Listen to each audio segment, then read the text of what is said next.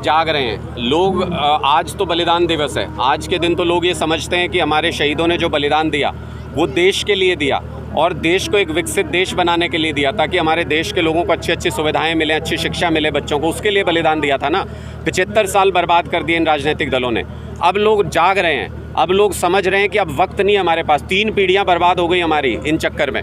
अब लोग इन सुविधाओं की तरफ ध्यान दे रहे हैं, आम आदमी पार्टी की राजनीति की तरफ ध्यान दे रहे हैं। इनकलाब आएगा पूरे हिंदुस्तान के अंदर बहुत ज़बरदस्त। आज जंतर मंतर दिल्ली से भी बहुत बड़ा ऐलान मुख्यमंत्री अरविंद केजरीवाल जी और मुख्यमंत्री भगवंत मान जी करने वाले हैं। पूरे देश के अंदर आम आदमी पार्टी के विचार का ऐसा इनकलाब आएगा कि 2024 में हरियाणा में भी और पूरे देश में भी आम आदमी पार्टी की आवाज़ होगी। सर, दिल्ली के अंदर स्कूल बनाया जाता है, उसका विरोध किया जाता है, विरोध का कारण क्या है? देखिए, मुझे लगता है कि ये गरीबों को अनपढ़ रखना चाहते हैं, उनको भीड़ बनाए रखना चाहते हैं, अपनी राजनीति के लिए इस्तेमाल करना चाहते हैं। आम आदमी पार्टी चाहती है कि गरीब से गरीब बच्चे को भी वो शानदार शिक्षा मिल सके, कि वो ऊंचे से ऊंचे मुकाम पे पहुंच सके। यही लोकतंत्र होता है जिसमें सबको बराबर सुविधाएं मिलें। इनको इन सुविधाओं से आपत्ति है। इनको ये सारी सुविधाएं अपने नेताओं के लिए तो अच्छी लगती हैं, लेकिन आम लोगों के लिए अच्छी नहीं लगती। अरविंद केजरीवाल जी का वादा है, अरविंद केजरीवाल जी की जिद है कि देश के एक एक बच्चे को शानदार शिक्षा और एक एक व्यक्ति को शानदार सुविधाएं जब तक नहीं मिलेंगी तब तक चैन से नहीं बैठेंगे। सर, मोदी भगाओ देश बचाओ के पोस्टर लगाए गए दिल्ली में, क्या कुछ कहना चाहते? तो क्या हो गया इसमें? अगर किसी को राजनीति से किसी की आपत्ति है, और ये नारे तो हमेशा से लगते रहे देश में, आज ऐसी क्या तानाशाह सरकार आ गई कि इसके ऊपर FIR दर्ज कर रहे हैं, और इनको लगता है कि इनकी FIR से डरते हैं हम। पूरे देश के अंदर आज ये पोस्टर छाया हुआ है, पूरे देश के अंदर ये नारा छाया हुआ है, मोदी हटाओ देश बचाओ। डाल लो, मुझे जेल के अंदर डालना है तो मैं भी ये बोल रहा हूँ, मोदी हटाओ देश बचाओ।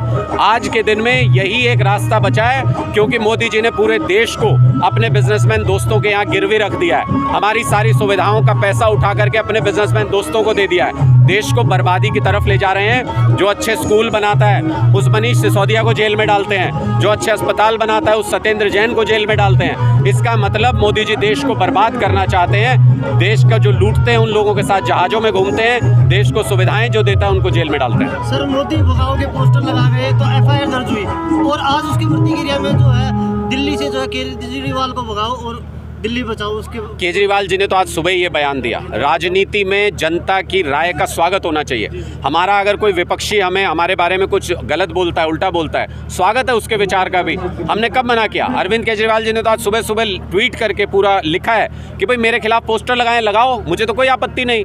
लोग खुद जज कर लेंगे कौन अच्छा है और कौन बुरा। लेकिन अगर कोई आपके खिलाफ कुछ भी बोलने से जेल में डालने की धमकी देने लगे तो इसका मतलब उसका तानाशाही दिमाग है। उसके दिमाग में कहीं ना कहीं ये पनप रहा है कि मैं इस देश को लाठी के जोर पे चला सकता हूं, लोकतंत्र खत्म करके तानाशाही ला सकता हूं। ऐसे बड़े बड़े आए, बड़े बड़े हुक्मरान आए, अंग्रेज जिनका सूरज नहीं डूबता था पूरी दुनिया में, जब वो नहीं टिक पाए हिंदुस्तान के इनकलाबियों के सामने, तो ये तो कुछ भी नहीं है। सरकार से मांग की थी कि तुरंत गिरदावरी करा के, और किसान को इंतजार नहीं कराना चाहिए महीनों महीनों तक, सालों तक, तुरंत गिरदावरी, स्पेशल गिरदावरी करा के किसानों को मुआवजा देना चाहिए। और ऐसा मुआवजा देना चाहिए जो उसकी फसल के बराबर हो, जो उसको फसल का दाम मिलने वाला था। आज अगर वो फसल का दाम नहीं मिला तो उसमें उसका कोई कसूर नहीं है। आपने उसको ऐसे प्रोटेक्शन नहीं दे रखी सिस्टम के अंदर जिससे किसान की फसल अगर ख़राब हो तो उसको सुविधाएं मिल जाएं।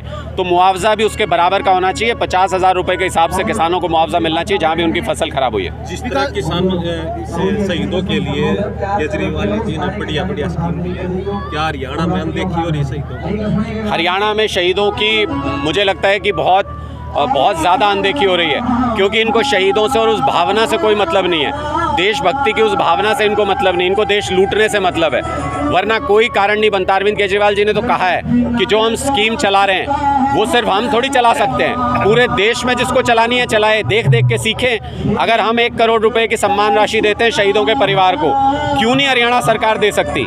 इनको भी तुरंत उस स्कीम को शुरू करना चाहिए और बीजेपी की सारी सरकारों को करना चाहिए। ये सिर्फ राजनीति के लिए, मैंने अपने वक्तव्य में भी ये बोला, ये सिर्फ राजनीति के लिए शहादत को इस्तेमाल करते हैं। किसी सड़क का नाम रख देंगे शहीद के नाम पे, कि कहीं पे पुतला बना देंगे उनका, बाद में कोई संभालेगा नहीं उसको। लेकिन जो परिवार जिसने उस शहीद को पैदा किया, जिसने वो जज्बा पैदा किया उसके अंदर, उसको संभालना बहुत ज़रूरी है। मुझे गर्व है कि मेरी पार्टी की सरकारें, चाहे दिल्ली में हो चाहे पंजाब में, उन शहीदों के परिवारों को संभालने का काम करती हैं। शहीद भगत सिंह के विचारधारा पर चलने वाले लोग हैं, शहादत की एक एक बूंद का कर्ज उतारना जानते हैं।